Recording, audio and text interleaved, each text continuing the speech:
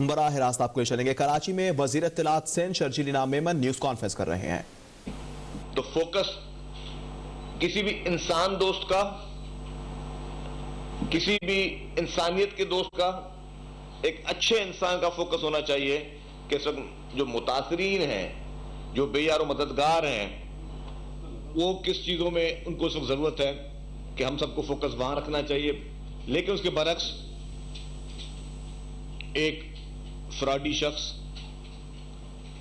जो कि इन मुतासरीन के नाम पर इमदाद इकट्ठा कर चुका है, इन मुतासरीन के नाम पर उसने पैसे जमा किए, ना ही वो पैसे इन मुतासरीन तक पहुंचे, ना ही वो खुद उन मुतासरीन तक पहुंचा, ना ही उनकी जमात उन मुतासरीन तक पहुंची। हम शुक्रगुजार हैं कि हुकूमत सिंध, हुकूमत पाकिस्तान, आपकी एनजीओज, नॉन गवर्नमेंट ऑर्गेनाइजेशंस जितने जिस तरह बढ़ चढ़कर, आपकी सिविल सोसाइटी ने जितना बढ़ चढ़कर इमदादी कामों में, सरगर्मियों में आगे बढ़ चढ़कर अपना हिस्सा लिया, वो सब लोग हैं इंसान दोस्त, जिनको इंसान की फिक्र है, इंसानियत की फिक्र है, जिसको अवाम की फिक्र है। सियासी पार्टियां सियासत करती हैं अवाम के लिए, सियासी पार्टियां सियासत करती हैं अवाम को रिलीफ फराहम करने के लिए, अवाम की मदद करने के लिए। लेकिन जो इक्तदार के हवस का पुजारी, जिसके साथ जिसकी सुख नींदें हराम है, जिसका सुख चैन जो है इस वक्त वो सिर्फ और सिर्फ वो तड़प रहा है कि किस तरीके से मैं वापस वजीर आजम हाउस जाऊं, वापस मुफ्त की रोटियां वहां पे खाऊं, वापस वहां से हेलीकॉप्टर से बनी गाला जाऊं, वापस कौम के पैसों पे अयाशियां करूं, वापस फिर तोहफे मिले, फिर तोहफे बेचूं, फिर पूरे खानदान ने बैठकर उस पर अयाशियां करनी है। उसका फोकस उस वक्त उस तरफ है। लेकिन जो भी इस वक्त इत्तेहादी हुकूमत है और खुसूसी तौर पर सिंध हुकूमत है, उसका फोकस है कि हम इन मुतासिरीन की मदद करें। आप देख रहे होंगे 2-3 दिन से वो जो बेताब रूह जो है, जो तड़पती रूह है इमरान खान की, रोज टीवी पे आके बस उल्टी सीधी बातें, गलत बातें, गलत प्रोपेगेंडास और झूठे और मनगढ़ंत इल्जामात अपनी ऑपोजिशन पे लगाना, जो उनकी ऑपोजिशन है उन पे लगाना, उसका काम वो जारी है। कल और आज भी उसने अपने खिताब के दौरान मोहतरमा आसिफ अली जरदारी साहब का नाम लिया, मोहतरमा फरियाल तालपुर साहिबा का नाम लिया और फिर उल्टी सीधे बातें उसने करना शुरू कर दी। हालांकि जब इमरान खान वजीर आजम था तब उसने झूठे मुकदमात में मोहतरमा आसिफ अली जरदारी साहब को, मोहतरमा फरियाल तालपुर साहिबा को गिरफ्तार किया और तब भी उसका एक शौक पूरा नहीं हुआ तो ईद की रात को लेट आवर्स में, मिडनाइट में मोहतरमा फरियाल तालपुर साहिबा को हॉस्पिटल से जबरदस्ती गिरफ्तार करके जेल भेजा गया। हमारे मजहब में, हमारे पाकिस्तान के कल्चर में हमारी लड़ाइयां हमेशा मर्दों तक रहती हैं, घर की खवातीन को कभी उसमें इस्तेमाल नहीं किया जाता। लेकिन इमरान खान ने वो तमाम रिवायतों को उसने अबूर किया, जो हमारे कल्चरल नॉर्म्स थे, जो हमारी कल्चरल वैल्यूज थी, उसको उसकी धज्जियां उड़ाते हुए एक खातून को उसने, आपकी कस्टडी में हॉस्पिटल में मौजूद थी, उसको ईद की रात को इस तरह उठा के और फिर उनको अडियाला जेल में भेज देना, यह एक शर्मनाक हद तक गिरी हुई हरकत थी। अच्छा, वो शख्स फिर उसके इसमें भी पेट नहीं भरे, उसकी पार्टी के एमपीएस ने इलेक्शन कमीशन ऑफ पाकिस्तान में मोहतरमा फरियाल तालपुर साहिबा पे फिर एलिगेशन लगाए, झूठे एलिगेशन लगाए। 4 साल तक मुकदमा चलता रहा। आज इमरान खान साहब फरमा रहे हैं कि जी देखें जी मेरी हुकूमत चली गई तो फिर देखें इनको क्लीन चिट मिल गई। उस बेवकूफ इंसान को यह पता नहीं है कि आज 3 साल तक यह मुकदमा इसकी अपनी हुकूमत में चलता रहा और इलेक्शन कमीशन भी इसकी अपनी थी, पहले भी अपनी थी, बाद में भी इसकी अपनी थी। तो अगर कोई इसके पास शवाहिद और सबूत होते तो उस वक्त वो जो उसको इलेक्शन कमीशन से ऑर्डर लेना होता तो ले लेता, ये तो नहीं है कि आप मुकदमा किसी पे कर लो और 4 साल के बाद किसी को रिलीफ मिले तो उस पर भी आप प्रोपेगेंडास करने शुरू कर दो। 4 साल तक तो क्या सारी उम्र तो आपको मुकदमा तो कोई फेस नहीं करेगा बैठकर। आपने अपने असर रसूख का गलत इस्तेमाल करते हुए आपने तमाम ऑपोजिशन पर मुकदमात बनाए, आपने लोगों को घरों में जेलों में डाला, लोगों की फैमिलीज पे मुकदमात बनाए, लोगों की माओ बहनों पे मुकदमात बनाए, लोगों की बेगमात पे मुकदमात बनवाए, आपने सब चीजें की। लेकिन उसके बरक्स आज दिन तक वफाकी हुकूमत वो सिलाई मशीन से जिसने अरबों रुपए कमाए, अमेरिका में पैसे भिजवाए, अलीमा बाजी, उसको अभी तक वफाकी हुकूमत ने कुछ नहीं किया, ना पंजाब हुकूमत ने कुछ किया। जो कि एमनेस्टी स्कीम, जिसको इमरान खान कहते रहे कि ये सिर्फ चोरों और डाकुओं के लिए स्कीम है, ये मैं नहीं कहता था, ये इमरान खान साहब फरमाते थे कि एमनेस्टी स्कीम चोरों और डाकुओं के लिए है। और उसका फायदा किसने उठाया? इसकी अपनी बहन ने उठाया, अलीमा खान ने उठाया। पीपुल्स पार्टी की तो किसी लीडर ने उसका एमनेस्टी स्कीम का फायदा नहीं उठाया। किसी एक का नाम ले दे पीपुल्स पार्टी के किसी भी लीडर ने, वो जो चोरों और डाकुओं को और काला धन को सफेद करने वालों को एमनेस्टी स्कीम मिलती है, उसका फायदा उठाते तो उसमें एक ही नाम आता है, अली गोगी जो है बेचारी क्या क्या करती थी, उस पर इमरान खान साहब खामोश है। और अब मैं जाऊं दूसरी बात पर। कुछ दिनों से ऐसा लग रहा है कि इमरान खान साहब को मईशत की बहुत ज्यादा परवाह है। हालांकि मईशत की परवाह सबसे ज्यादा हर पाकिस्तानी को है, क्योंकि हमारे मुल्क में का इस्तेहकाम इस मईशत पर है। लेकिन जो खबरें आ रही हैं, जो पीटीआई के सोर्सेज बता रहे हैं कि इमरान खान खुद चाह रहे हैं किसी ना किसी सूरत में कि मुल्क खुदा ना खास्ता किसी मईशी दबाव में आए या कोई इसका दिवालिया निकले, अल्लाह ना करे, जो कि इमरान खान की ख्वाहिश है, जिसपे उनके पीटीआई के मेंबरान के आपको भी पता चले होंगे, व्हाट्सएप ग्रुप्स में मैसेज आ रहे हैं, अपने बैंकों से सारे पैसे निकलवाओ। मसनूई तौर पर उनका यह फॉर्मूला है कि किसी तरीके से पाकिस्तान को नुकसान पहुंचे।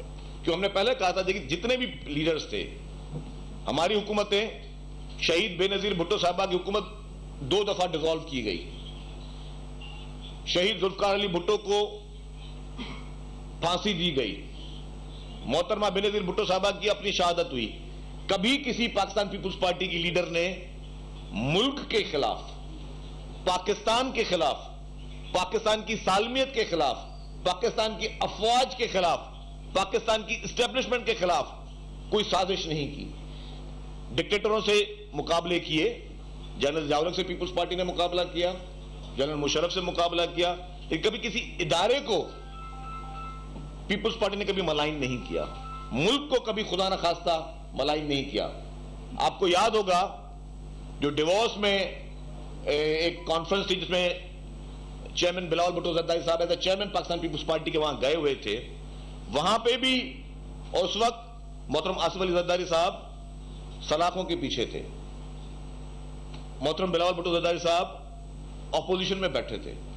वहां पे जब उनसे पाकिस्तानी अफवाज के बारे में सवाल किया गया, एक भारतीय जर्नलिस्ट थे, तो उन्होंने जवाब क्या दिया, इट्स माय आर्मी, और तुम लोग जो है, तुम्हारी एजेंसियां जो है वो पाकिस्तान के खिलाफ साजिशें करती हैं, हमारे मुल्क के लोग नहीं करते, हमारे मुल्क के इदारे नहीं करते। ये होता है स्टेट्समैन, ये होता है वो शख्स जिसका खून, जिसका लहू, जिसकी रूह इस मुल्क से मोहब्बत करती हो। वरना उस वक्त उनके वालिद साहब जेल में थे, इंतकामी कार्रवाइयां चल रही थी, लेकिन उनके मुंह से, मुल्क से बाहर, उन्होंने हमेशा जो है मुल्क के अंदर भी और मुल्क से बाहर हमेशा अपने मुल्क का दिफा किया। और मुझे यह भी याद है कि अमेरिका में एक दफा उनसे सवाल हुआ इमरान खान के बारे में, तो उस पर मोहतरम बिलावल भुट्टो जरदारी साहब ने कहा, what do you mean, he is my prime minister, he is our prime minister. बाहर मुल्क में उन्होंने अपने वजीर आजम का भी दिफा किया। इसे कहते हैं नेशनल लीडर्स, इसे कहते हैं कौमी लीडर, इसे कहते हैं लीडर। यह शख्स जो इस वक्त मईशत के बारे में जो पूरी पीटीआई की फिर प्रोपेगेंडा मशीन शुरू हो गई है, मैं हल्फिया कहने के लिए तैयार हूं, आज इस मईशत की जो भी पोजीशन हुई है, जो इस वक्त कमजोर है, इसका जिम्मेदार सिर्फ और सिर्फ इमरान खान है। आपको याद होगा इसके इंटरव्यूज में, निकालें इसके इंटरव्यूज, उसमें इसने खुद कहा है कि हमसे गलती हो गई, हम आईएमएफ के पास थोड़ा देर से गए, क्योंकि पहले जलसों में आईएमएफ के खिलाफ बात कर चुका था। जब उसको पता चला कि इसके बगैर तुम्हारा गुजारा नहीं, तो फिर वो जाना पड़ा। फिर वही शख्स जो पहले जलसों में कहता था कि जी हम किसी से चंदा नहीं लेंगे, हम किसी से भीख नहीं मांगेंगे, मैं खुदकशी करूंगा, किसी से भीख नहीं मांगूंगा। खुदकशी जैसे अपनी बात पे तो कभी इसने कायम रहा नहीं, इसलिए भीखें भी मांगी, इसलिए खैरातें भी मांगी, कशकोल लेकर एक एक मुल्क के दरवाजे पे भी ये गया जो शख्स ये कहता था। इस मईशत की जितनी भी बुरी पॉलिसियां थी, जो उसने IMF से मुआहदे किए, फिर उसको डिसोन करता रहा, फिर उसको खामोशी से उस पर इंप्लीमेंट नहीं करता रहा, वो इमरान खान की वजह से। और आप खुद बताएं, इमरान खान के दौर में कितने वजीर खजाना तब्दील हुए, इमरान खान के दौर में कितने चेयरमैन FBR तब्दील हुए, इमरान खान के दौर में कितने स्टेट बैंक के गवर्नर तब्दील हुए, और उस वक्त मईशत कौन चलाता था पाकिस्तान की? आपको पता है? किसी को? वो एक जादूगरनी चलाती थी। वो एक डब्बा रखते थे, उसमें 10 नाम डालते थे, फिर उसमें फाल पढ़ते थे, फिर किसी का नाम आ गया, भाई ठीक है। जिस मुल्क की मईशत, जो मुल्क खुद, जिस मुल्क के फैसले सिर्फ फालों पे होते रहे, जादू टोनों पे होते रहे, तो उस मुल्क का यही असर होना था कि जी ये नाम तुम्हारे ये लकी है। जो वजीर खजाना वो का जिसका नाम पहले अलिफ से शुरू होगा। अब जी 6 महीने पूरी कौम उस अलिफ के पीछे लग गई, पता नहीं अलिफ को कोई कख पता है नहीं पता, मईशत का पूरी कौम अलिफ के पीछे डाल दिया आपने। फिर बोला जी नहीं, वजीर खजाना वो होगा जिसका नाम फलाने अल्फाज से शुरू होगा, फिर पूरी कौम को उसके पीछे लगा दिया। जिस पूरी कौम के फैसले जादू टोनों से चलते हों, ये वजीर इतलात, वो दूसरी खातून जो थी, मैं नाम नहीं लूंगा, बड़ा एहतराम है सबके लिए, जिसको वजीर इतलात बीच में लगाया था इन्होंने, फवाद चौधरी को हटा के, वो कहते जी उसका पीर और उसका पीर दोनों का कोई एक था। अब जी जो अगर एक ही पीर के मुर्शिद होंगे तो वो दोनों फिर वो लगे। मतलब क्या इस मुल्क को इन्होंने हशर किया था।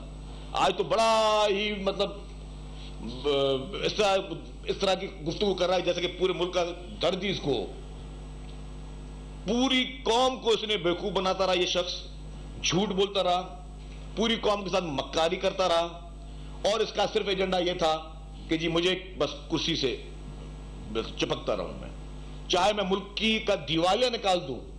हालांकि जितनी भी ऑपोजिशन जमायतें थी उनको वो इकॉनमी नजर आ रही थी कि जी एक फ्रेजाइल इकॉनमी है, एक चीज जिसमें आपको पब्लिक सेंटिमेंट्स की आप देख सकते हो कि जी मुखालफत देख सकते हो, उसके बावजूद, क्योंकि मुल्क के लिए आपने कड़वे फैसले करने होते हैं। ऐसे अगर शख्स के हवाले कर देते मुल्क जिसका कोई मुल्क से ना कोई लगाव हो, जिसका मकसद सिर्फ और सिर्फ ये हो कि जी मैं पैदागिरी नहीं, ये मैं चोर डाकू नहीं, ये पैदागिरी किस्म का आदमी था। यहां से घड़ी चोरी कर लो, प्राइम मिनिस्टर हाउस की जी भैंसे नीलाम कर दो, नीलाम करके फिर किसी दोस्त को बोले तुम खरीद लो, ये मेरा ATM, उसके मसले हल कर दो, वो मेरा ATM, उसके मसले हल कर दो। क्या क्या इसने बड़े से बड़े क्रिमिनल डिसीजन नहीं लिए, क्या क्या इसने बुराइयां इस मुल्क के साथ नहीं की, मईशत इसने क्या क्या नहीं किया। वही चीनी हमारी, पहले हम इंपोर्ट करते थे, फिर उसी को चीनी को एक्सपोर्ट करते थे। आपने पेट्रोल के मसनूई यहाँ पे पूरे क्राइसिस पैदा किए। हर मुश्किल चीज में इमरान खान का एक अहम किरदार रहा है। इस मुल्क की मईशत को तबाह करने में इमरान खान का एक अहम किरदार रहा है। और अब उसकी क्या है कि पहले अब किसी तरीके से आप अवाम के दिल में नफरत पैदा करो इदारों के खिलाफ, इदारों के सरबराहों के खिलाफ, अदालतों के खिलाफ धमकियां दी। फिर जब पता चला कि जी धमकी का जवाब अदालत से आ सकता है, आप पे कंटेम्प्ट हो जाए, तो फिर आप वो काला चश्मा पहन के, जज भी मौजूद नहीं है, पहुंच गए सुबह को माफी मांगने के लिए। वही आपने इलेक्शन कमीशन को निशाना बनाया, वही आपने जो है हमारे अफवाज को निशाना बनाने की कोशिश की, उनके सरबराहों को निशाना बनाने की कोशिश की, और जिसकी आप तस्बीहां पढ़ते थे बैठकर, तस्बीहां पढ़ते थे बैठकर कि जी नहीं जनरल बाजवा साहब इतने अच्छे आदमी हैं, उन जैसा कोई डेमोक्रेटिक आदमी नहीं है। और आप कल भी उनके खिलाफ बात कर रहे थे, आप आज भी उनके खिलाफ बात कर रहे हो। और जब आपके इत्तेहादी कह रहे हैं, परवेज इलाही साहब जिनको आप कहते थे पंजाब का डाकू नंबर 1, वो आपका पंजाब का डाकू नंबर 1 जिसको आपने वजीर आला बनाया है, वो कह रहे हैं कि जी हमें उधर से कहा गया, बाजवा साहब ने कहा कि जी आप इमरान खान की सपोर्ट करें। अब ये चीजें समझ से बाहर है कि आप गाली दे रहे हो उनको, आप उनके खिलाफ मुहिमें चला रहे हो, आप उनके खिलाफ सोशल मीडिया पे घिनौनी आप मुहिमें चला रहे हो, और पीछे से आप जो है आपके इत्तेहादी कह रहे नहीं, हम तो उनके कहने पे आपके साथ आए। तो पूरी कौम को ट्रक की बत्ती के पीछे लगाया हुआ है, बेवकूफ बनाया हुआ है। फिर कहते हैं कि जी कल भी कहा मैं मुल्क का वजीर आज़म था, मैं अपने मर्द के FIR नहीं कटवा सकता था। तो डूब मरने का मुकाम है तुम्हारे लिए इमरान खान, डूब मरो आज के आज, तुम डूब मरो, इस्तीफा दो तुम आज। पंजाब में तुम्हारी अपनी हुकूमत है, तुम्हारा अपना वजीर आला बैठा हुआ है, तुमने वजीर आला लगाया जिसको तुम कहते थे पंजाब का डाकू नंबर 1 है। अगर वो तुम्हारे कहने पे एफआईआर नहीं काटा तो तुम्हारे लिए डूब मरने का मुकाम है।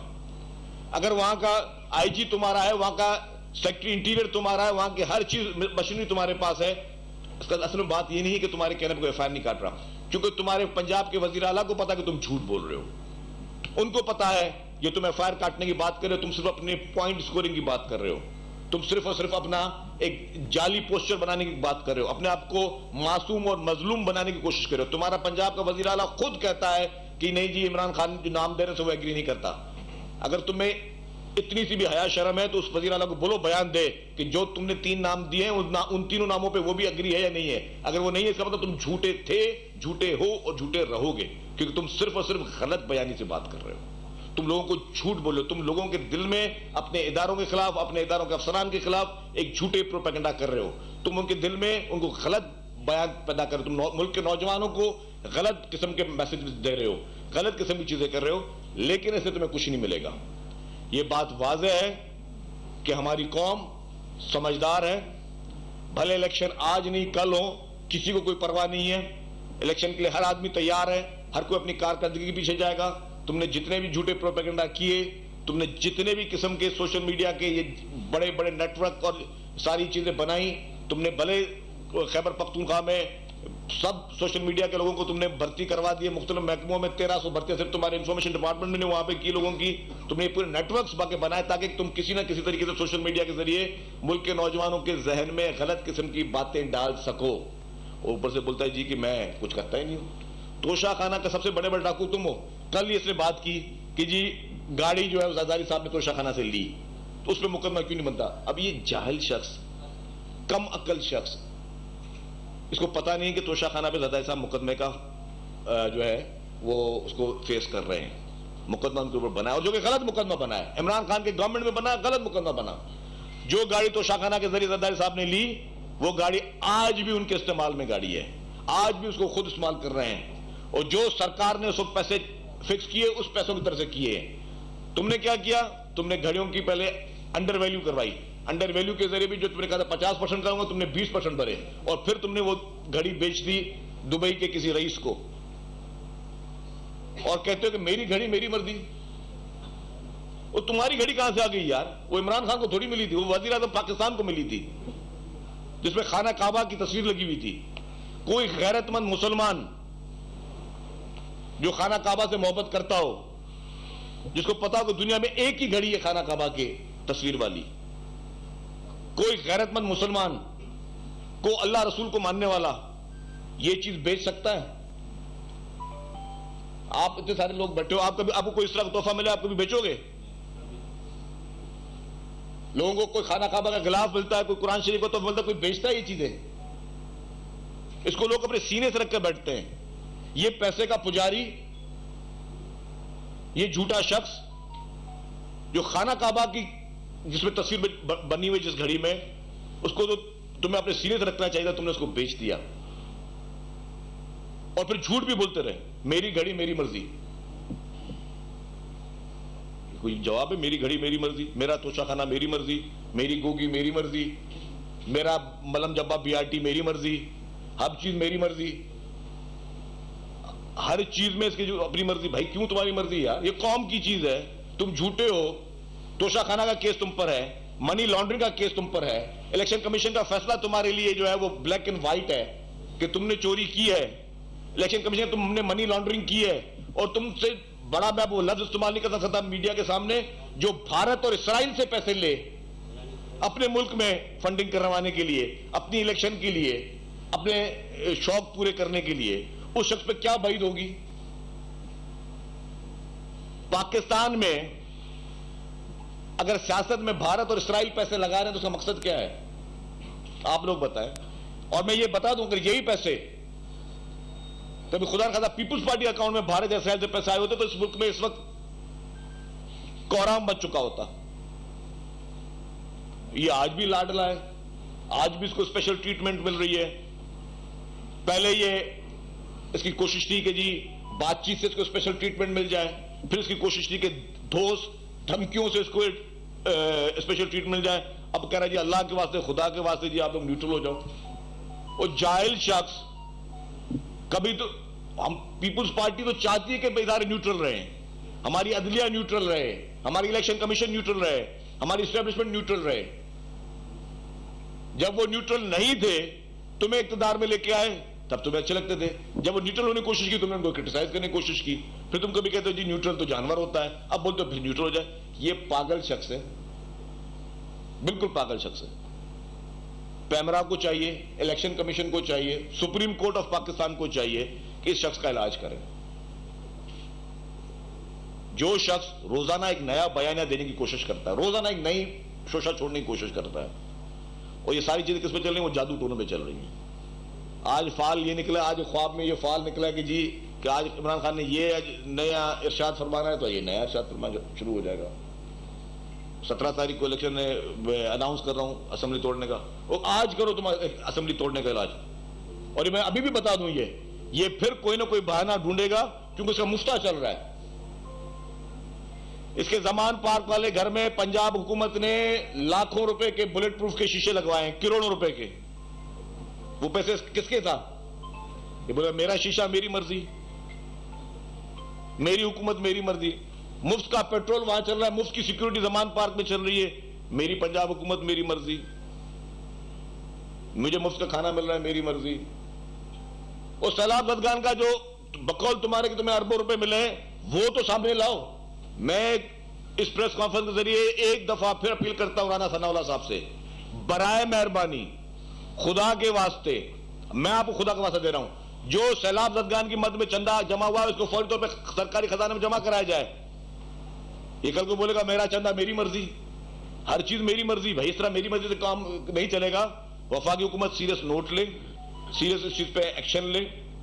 मैं सईद गनी साहब से कहूंगा कि वो आपसे मैं सिर्फ 2 मिनट बात करना चाहता हूँ।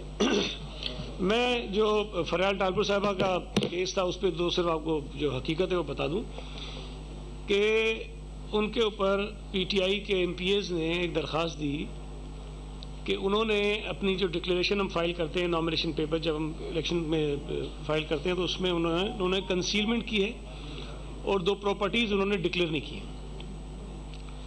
एक उन्होंने 2017 का जो था उनका स्टेटमेंट था, उसको उन्होंने बुनियाद बनाया। और ये आपके इल्म में है कि जब हम नॉमिनेशन फाइल करते हैं, मिसाल के तौर पे आज हम दिसंबर में बैठे हैं, अगर आज मैं नॉमिनेशन पेपर फाइल करूंगा तो मैं 30 जून 2022 तक के जो मेरे एसेट्स होते हैं वो मैंने डिक्लेयर करने होते हैं, उसके बाद वाले नहीं होंगे, फिर अगले साल में आएंगे।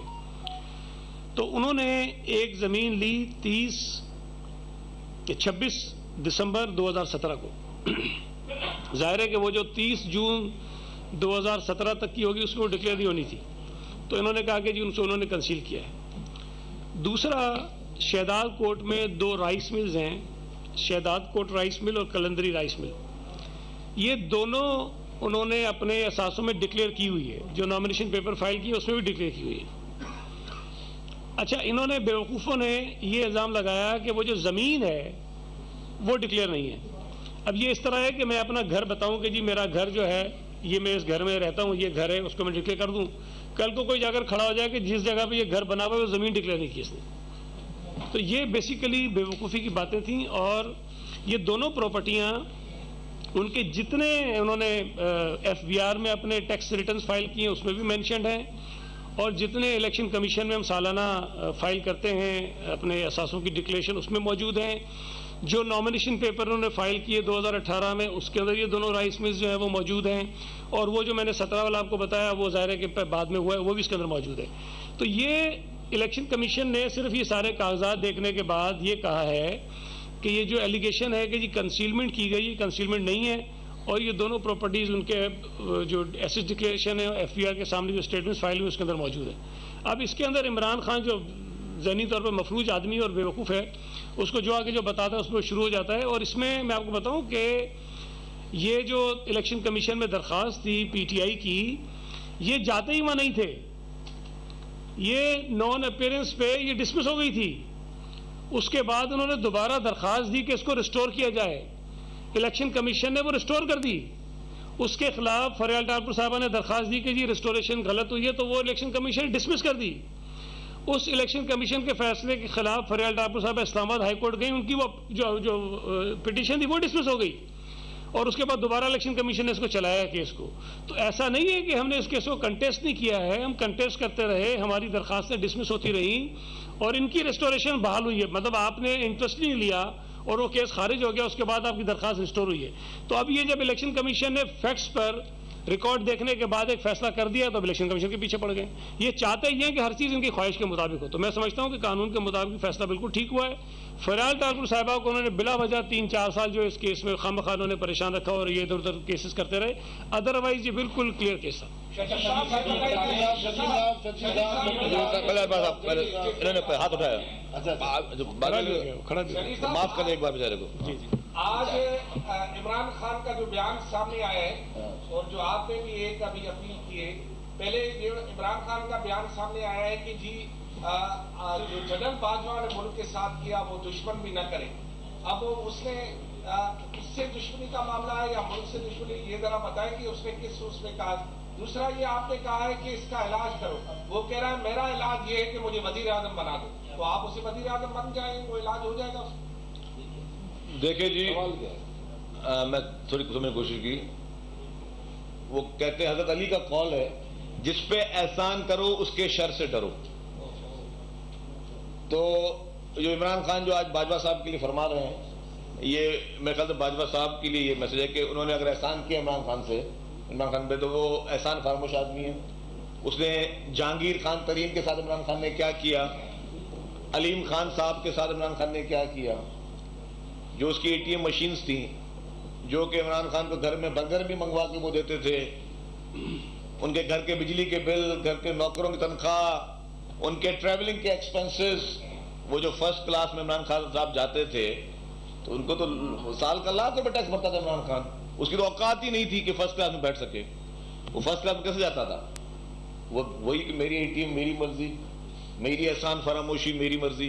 तो बाजवा साहब के लिए जो भी जिस तरह की गुफ्तगू कर रहा है इमरान खान, डूब मरने का मुकाम है। और फिर वो इस छोटा सा जवाब मैं दोबारा रिपीट कर रहा हूँ, हजरत अली का कॉल, जिस पे एहसान करो उसके शर से डरो।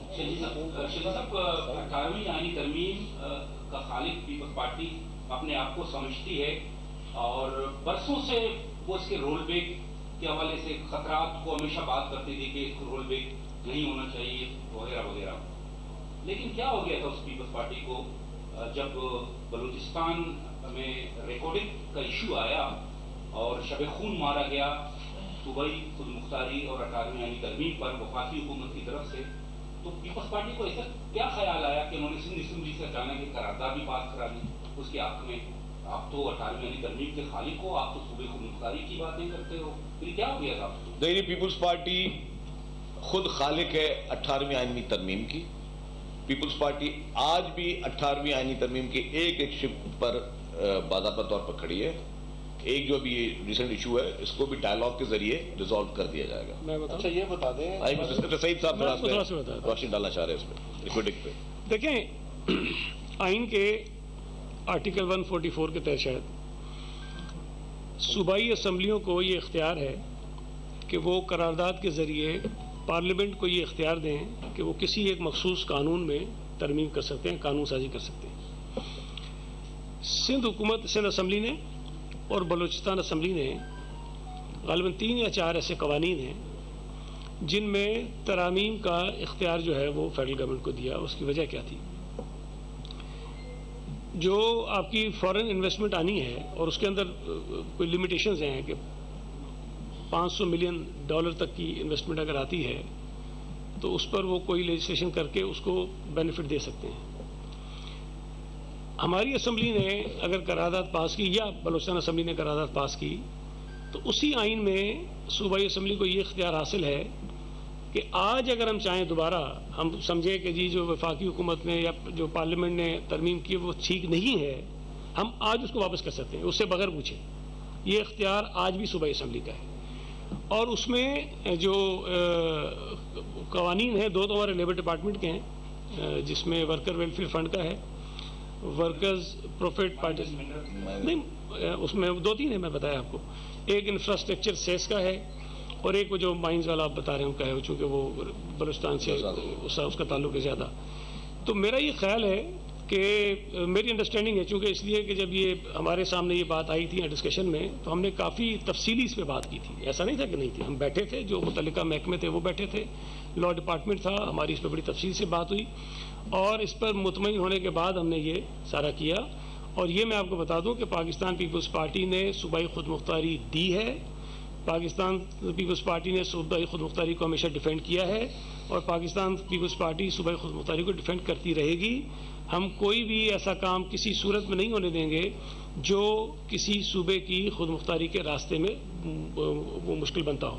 ये जो कुछ है ये एक सिचुएशन ऐसी डेवलप हुई जिसकी बिना पर ये हुआ। अदरवाइज मैं आपको फिर कह रहा हूँ कि सूबाई असम्बली के पास आज भी इख्तियार है कि कल हमने करारदाद पास की, आज हम उसको अमेंड कर सकते हैं अपने कानून को, वो कोई पाबंदी नहीं है। सवाल ये है कि तकरीबन कई प्रेस कॉन्फ्रेंसेज आपकी हो चुकी है, 6-7 माह से हम वही सुन रहे हैं। एक तो 6 माह में जो वादा किया था प्राइम मिनिस्टर साहब ने कि हमें सिर्फ 6 महीने चाहिए, हम मईशत को बेहतर कर देंगे, अब ना तो बेहतरी के कहीं से आसार है बल्कि डिफॉल्ट की तरफ हम जा रहे हैं। दूसरा ये कि इमरान खान, फराग बूटी और ये जो किस्से हैं, ये बहुत सारे इल्जाम आप लोगों की तरफ से लगाए जाते हैं, तो कोई कार्रवाई क्यों नहीं होती? आपकी FIA है, आपकी नेब है, आपकी मर्जी क्यों नहीं चलती? आप क्यों नहीं अमली तौर पे उनको बुलाते, उनको कटड़ी में खड़ा करते, कोई सबूत वगैरह पेश करके उनको सजाएं दिलवाते?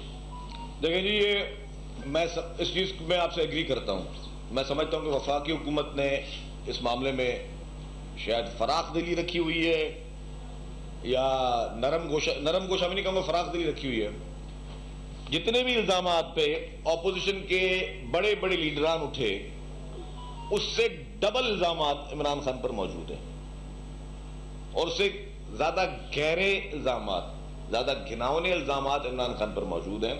लेकिन जो वफाकी हुकूमत ने अपना, जिस तरह इंटीरियर मिनिस्ट्री ने या नैब ने जो कार्रवाई करनी थी, उसमें काफी हद तक मैं समझता हूं कि शायद सुस्ती हुई है, या जरा मैं वजीर दाखिला नहीं हूं वफाक का, मुझे नहीं पता कि क्या इशू है, लेकिन इन चीजों पे इमरान खान की गिरफ्तारी किसी भी वक्त अमल में आ सकती है अगर कानून चाहे तो। उसकी धमकियां जलसों में मौजूद, मतलब मेरे ख्याल से अगर ये धमकी, मतलब और शायद उसको ये एज हासिल है इमरान खान को कि वो कभी पंजाब में बैठा है, इस्लामाबाद में बैठा है, यहां पे सिंध में आके किसी जज को धमकी दे के दिखा दे, सिंध का कानून बता देगा क्या होगा उसको। ये जंगल का कानून तो नहीं, आज भी बोल रहा था ना जंगल का कानून, और वो क्या कहते हैं, जंगल कानून तो ये होता है कि तुम शहर में कैपिटल में बैठ के तुम जजों को धमकियां लगा रहे हो।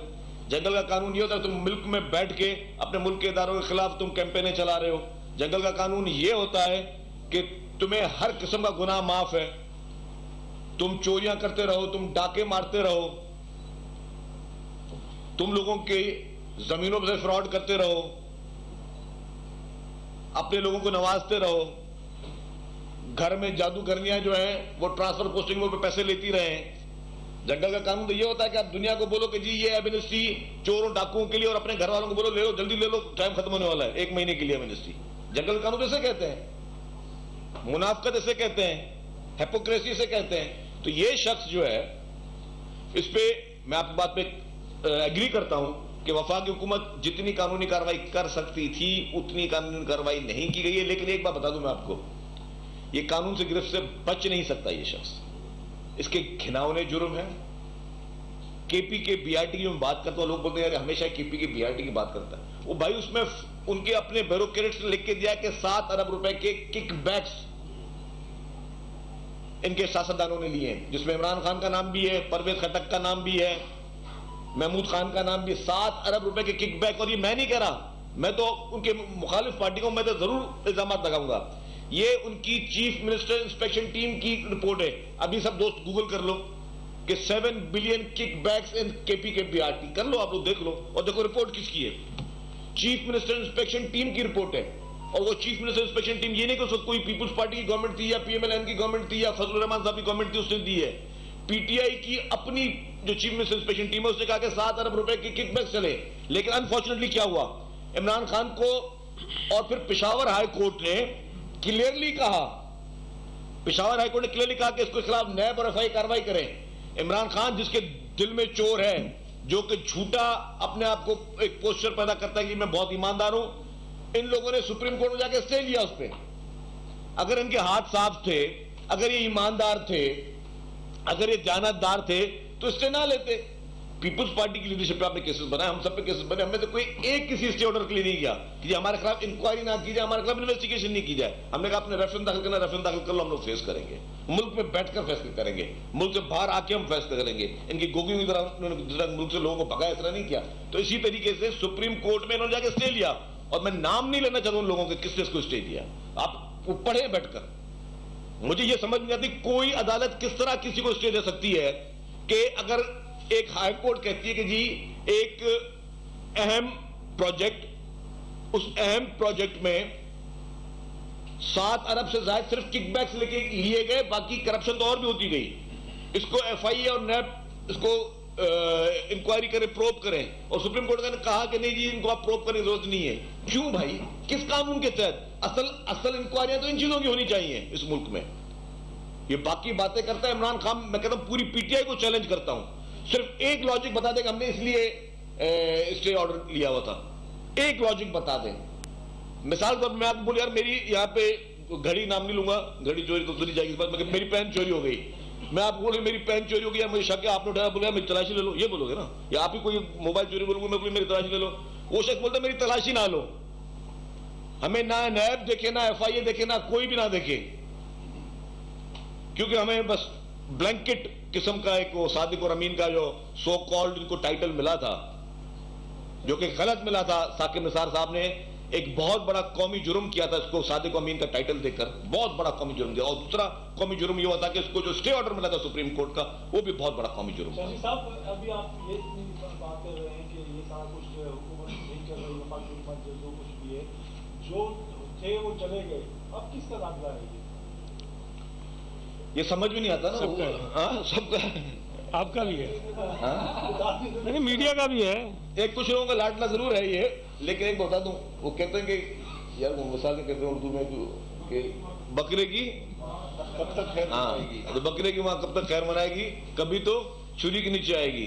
तो अल्लाह ना कर छुरी नीचे, लेकिन ये बकरी जो है ना ये जेल जरूर जाएगी। मुझे एक बात सिर्फ देखें, बकरे की वहां कब तक खैर मनाएगी, बहुत जल्दी जेल जाएगी। मुझे एक चीज से बताइए कि जो इसके खिलाफ तौहीन अदालत का केस सुप्रीम कोर्ट में है, उसमें कोई गुंजाइश है? इसने जब वायलेशन की अंडरटेकिंग जो उन्होंने दी वहां पे, अब जज साहिबान खुद ही कहते हैं उसको नहीं पता था आर्डर का, अब उसका हम कर सकते हैं? खुद सुप्रीम कोर्ट ने कमीशन बनाया, वो कमेटी बनाई तमाम इदारों के लोगों के ऊपर मुश्तमिल, पहले नहीं किया, बोला ये रिपोर्ट आने दे, रिपोर्ट भी आ गई, उसमें भी साबित हो गया, अब भी कुछ नहीं कहते, कहते उससे तो अंडरटेकिंग दी नहीं थी। अब इतनी मेहरबानियां अगर अदालतों की हो इमरान खान के लिए, तो भैया आप क्या कर सकते हैं उसको? आप भी माशाल्लाह देखें ना, फजूल बोलता रहता है 2 घंटे, पता नहीं क्या क्या फजूल बातें करता है, 2-2 घंटे आप दिखाते रहते हैं, तो आपका भी लाडला है ना। अच्छा सर, आप लोग फाइनली ये फैसला कर लिया है कि आप पंजाब असेंबली तोड़नी है, तो आप परवेज इलाही को क्या सजेस्ट करेंगे, उनका आगे ना माने या ना माने? देखिए मुझे तो आखिर दिन तक शक है कि परवेज इलाही शायद इमरान खान की इस अहमकाना और बेवकूफी में ना आए। मेरी अपनी एक सोच है, अगर थोड़ा सा अक्ल होगा तो इस तरह की बेवकूफी नहीं करता है, तो इलेक्शन होंगे तो इंशाल्लाह दमादम मस्त कलंदर होगा। Thank you sir. कराची में वजीर इत्तलात सिंध शर्जील इनाम मेमन की वजीर मेहनत सिंध सईद गनी के हमरा न्यूज़ कॉन्फ्रेंस जारी थी।